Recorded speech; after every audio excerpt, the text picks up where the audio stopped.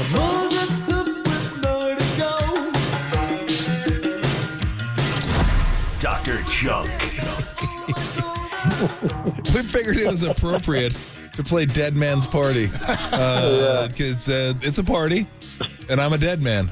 And joining us now, head coach of the Golden State Warriors, Stephen Douglas Kerr. Hello, Steve. Oh, man. Tommy, this is why I love you. The gallows humor is fantastic. So I appreciate you making light of all this today. Hey, if you can't have gallows humor, what can you have? That's true. Right. I think that's a thing, right? That's actually an expression. If it's not, I'm going to start making T-shirts. Okay. Yeah, I'm going to sell them, and I think that's how I'm going to make my way into the future. Like, that should definitely pay the mortgage and then pay the bills. You'll be like Trump, you're going to start selling crap, dude, just to start gouging people. This is the greatest T-shirt I've ever seen. The gallows shirt. It's incredible. And I've got NFTs of myself. You'll laugh. You'll cry. It's amazing. The range of emotions. Dude, I need the Tom Tolbert Bible for sale is what I need, dude. No, I find, you know me, I find humor in just about anything because if it's funny, it's funny. Let me ask you that. 'Cause I want to go through some other stuff, but maybe not basketball related, but how much as a coach is humor involved in coaching just to kind of keep everything light? Oh, man, it's everything. It's everything. I always felt like that was one of Pop's great qualities, which people may not recognize on the outside, but he's fantastic sense of humor. And Phil Jackson also, very underrated sense of humor. I just think it's got to be light, you know, especially going through something that's pressure packed and a long season. There's got to be some laughter every day for sure. What do you remember about? Because people are asking me, like, what do you remember about playing with Steve at Arizona? I'm like, bits and pieces, obviously, because we were there together. But God, you start getting so far away from it. It's like I'm trying to remember the particulars. Like, I don't think you were. Were you? You weren't there when I hid in the fountain, were you? Oh yeah, I was there. Oh, you were there. That was my senior year. Wow. Yeah.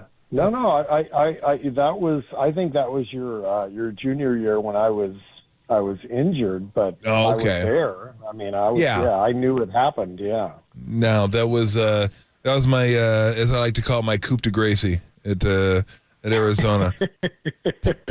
pulling that one off.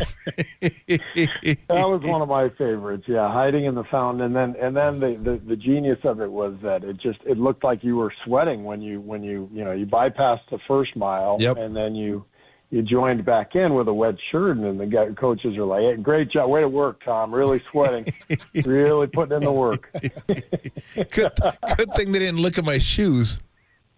Right, or hear them. Yeah, or that's what I was saying. It goes, it's like that sounded like Donald Duck there for a minute. That sounded kind of odd. Were you at with the team this year? Because it seems like the defense has been the one constant. Like, you guys, some games you've shot, some games you haven't, but the defense is back to being the backbone of the team. And as long as that stays good, I think this team's going to have a real chance and be in the mix and kind of be in that, mix for the top four, stuff like that. But I don't want to say it surprised me, Steve, but it's been nice to see the defense get back to what it was when you guys were winning. Yeah, for sure. And really it's just getting back to 22. By the way, say hi to Mabel. She's oh, is that the little Frenchie? Displeasure. No, Mabel is our daughter's retriever, and Mabel's not happy with the proceedings. She wanted you to continue on with the show. Okay, you know what's crazy is, so Steve has a dog named Lulu. I have a dog named Lulu. You have a dog named Mabel. I had a dog named Mabel. Like, Mabel was our Boston Terrier that passed away like 3 or 4 years ago. Yeah. I mean, I got to figure out who's older. I think my dogs are older. Are you maybe you're naming your dogs after my dogs? This was unintended. It's like two guys wearing the exact same outfit, showing up at work. It's like, no, there was no memo. It just happened. Which we've never done, by the way. That doesn't happen to Tom ever. We never have to be worried that we're going to wear the same outfit anywhere. No, we don't. That's true. That's true. Like, I'm pretty sure you don't have an FU I have enough friends t-shirt. I'm pretty sure you don't have that. I don't have that, nor do I have Coors Light Vans. You don't have that? And, no, and I don't have pants that have pictures of different types of sushi all over it. Yes, all the golfing pants. Yeah. Yes, and I don't have Argyle socks. I don't have penny loafers. And I don't have khakis. All right, fair enough. Oh, my gosh. Talking to the head coach of the Warriors, Steve Kerr. Have you noticed anything different about the league this year in terms of the way they're officiating it? It seems like they've kind of trying to get a handle on it. I thought last year they went overboard a little too much, letting guys get away with maybe more than they should, which I didn't mind. I'd rather have guys have to earn it than be able to get to the free throw line 40 times a game, but it seems like they're kind of coming to a pretty nice little middle ground there where a foul's a foul, but they're not going to let you sell stuff anymore. I love the way the game has been officiated so far. I don't think I've had a single complaint after a game. I mean, there's always calls that you don't like or whatever, but after every game, I'm fine. Like, they're not falling for a lot of the stuff. Now there's still guys who know how to manipulate the rules. Yeah. But as long as you show your hands, the refs they're not buying into all the BS like they were forced to last year. So I think the league has done a really good job of giving the officials the leeway to not reward people for non-basketball stuff. And you guys are nailing challenges this year. Have you changed up anything in the system? The only thing we've changed is our success rate. Otherwise, the process is the same. Yep. So, it's just I think we've been a little more discerning. Yeah. I think I took a lot last year, just kind of trying to. You were mad. Keep guys, and keep guys engaged. Sometimes you take one just to let a guy know that you have his back. Yep. But it really is so important to hang on to yours. I thought Dallas could have used one late had they still had it. There was a Draymond charge that he drew. And watching the replay, it's like, I think it was a block, and I'm sure if they had still had their challenge, they would have used it. So I think we're a little more discerning. We're probably challenging fewer plays this year and just saving them for the end. Well, it's kind of, it's different this year. You get 3 of them if you get the first one right. So, you kind of have, or if you get the second one right, I believe. So it kind of gives you a free roll on the first one if you want it. But then after that, you almost feel like, at least I would, I'd want to save one for the last 5 minutes, period. Unless it's totally obvious and my star's going to get 5 fouls, something like that, then I might roll the dice a little bit. But, man, it's just there are plays like that you mentioned in the Maverick game that you might not use it, but if it happens, you want to have it available to you. Yeah, in crucial situations, time and score, that kind of stuff. The tough one is, there's maybe a shooting foul in the middle of the game, and it's 2 free throws is 2 free throws, and you want to use it, but if it goes the other way, all of a sudden you're out of luck late. Yep. So we got to be careful with it. How was Klay's return for you? Because I said it was a perfect game from your guys' standpoint. Great reception. Klay played really well. Steph did his thing.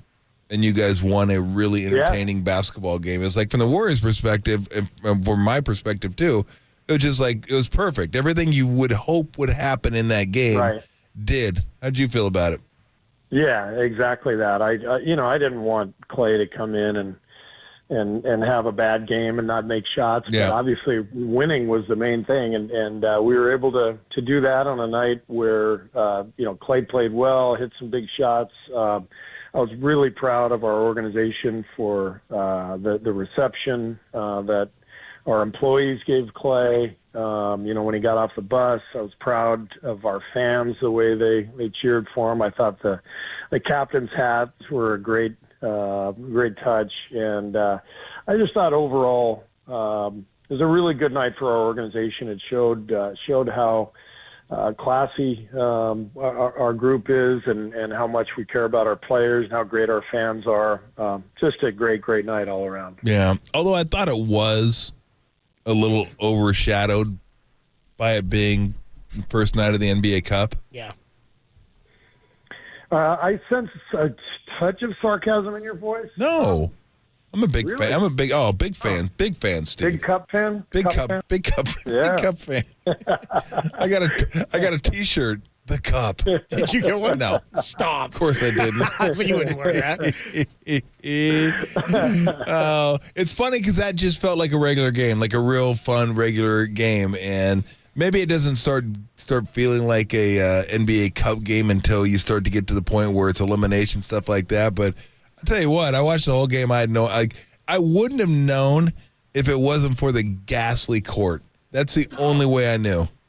Yeah. Well, it's kind of a giveaway, isn't it? It really is. At least it's not. But did you see Boston's court? Yeah. Oh. Yeah. That's like, you remember the old dial on your TV to fix the color? The like hue? 30 years ago. The hue, yeah. I wanted to go find the hue button on my TV, but it didn't have one. It didn't have one. I mean, that couldn't have been any greener. It could not have been any gray. I was like, at least the Warriors went with gray. It's not great. I mean, I know what the NBA is trying to do. When you turn on the TV, you know it's an NBA Cup game because the courts are changed. You wouldn't necessarily know it was an NBA Cup game because they got a massive cup at center court and a massive cup in each key. You would never figure that out. So, but gray isn't bad. I mean, it could have been. Can you imagine? Yeah. A straight gold court for you guys? Yeah. It would have been a little much. You have to wear sunglasses on the side? Yeah. That would have been. That would have reflective. That would have been rough. But did you get a chance at all to talk to Klay before or after? Just after. I hugged him up and we had a brief exchange and he was great. And I think he was really touched by the reception and the return.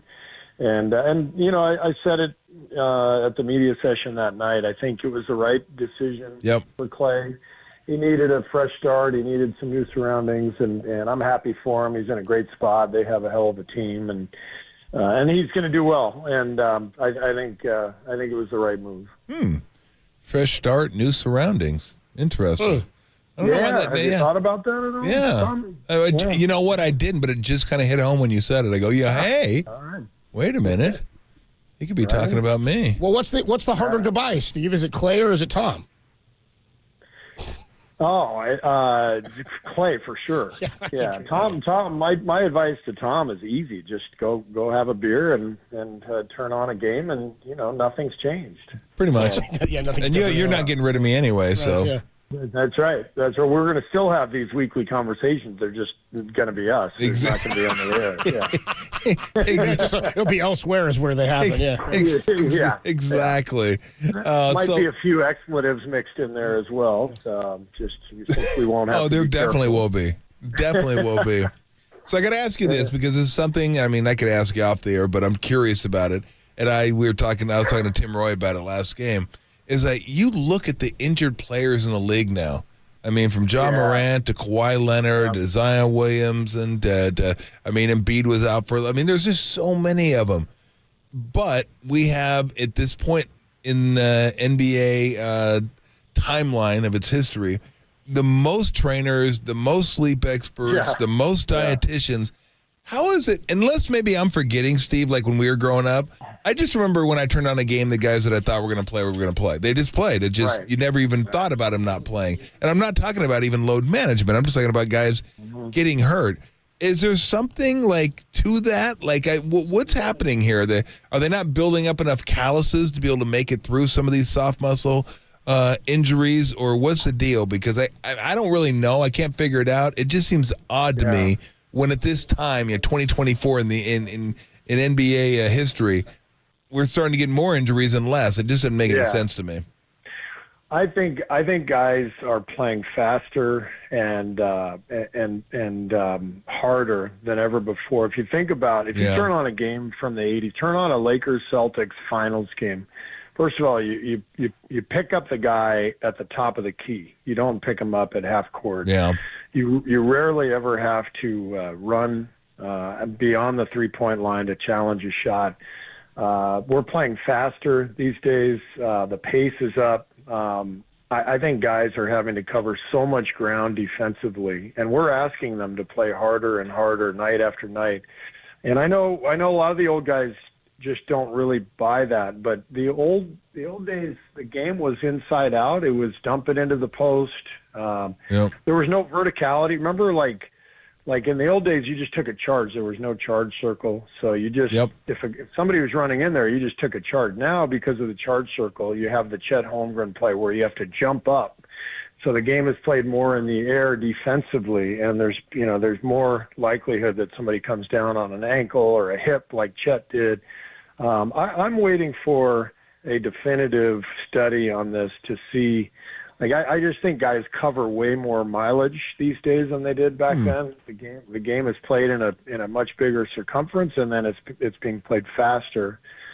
And I think I'm going to stay on my high horse about we played too many games. 82 games with what we're asking from these guys is too much, but maybe this thing where we're playing 12 people, maybe it makes some sense, If you have a deep team, maybe that's the answer, and we're going to really try to ride with this for a while because the demands are enormous on these guys night after night. Well, as soon as everybody decides they're willing to give up some money, they can cut the games.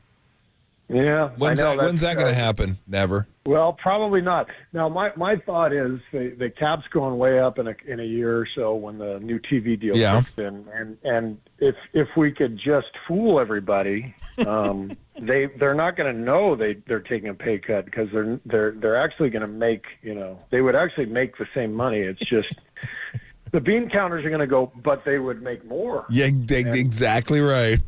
Yeah, so I don't know that any of the constituents in the business would agree to playing fewer games, but I know without a doubt it would be the best thing for the product. It would be the best thing for the players, and ultimately that should be one of the deciding factors. But it's America. It's 2024. We're not going to make a decision that's not based on money. What am I thinking? Not going to happen. Silly me. Yeah, although I agree with you because I think baseball would be best served going to 150. It just not only does it keep guys healthier, presumably it makes the event seem bigger. There's a reason why the NFL is so big because it's once a week. And you're just like, I can't wait to sit down and watch the Niners play or the Eagles play. The Eagles playing the Commanders tonight. That's going to be a really fun game. But it's like once a week. It's an event, and there's so many games in basketball. They just kind of bleed together, and it's kind of hard to differentiate between one game and the next. So, no, I agree with you. I mean, I don't think it's ever going to happen. I mean, hell, the NFL, who has no business going to an 18-game schedule, is going to go to an 18-game schedule because, well, money. I mean, that's all it is. Money, yeah. By the way, it's a shame, yeah. Before I let you go, what the hell happened to our Wildcats this year on the football field? Holy smokes. Man. Well, go ahead, Steve. I was going to say, I can't wait for 20 years from now when we have that one season where we go 10-2 again, because we do that. That's now the ritual. Every 20 years we have one good football season. So, one shining moment. So call me in 2044 and we'll hang out. Well, it's funny because Tim, while you guys were talking about this, dug this up, and just since it's Tom got fired, we'll play we'll play the fight song from the Arizona fight song that both Steve Kerr and Tom Tolbert are featured in. Here you go. When Tolbert plays, he plays to win. I put it up and it goes in there. Kerr the ball, give Kerr a hand. I'll drill it in from 3-point land. I really wish they'd burn that.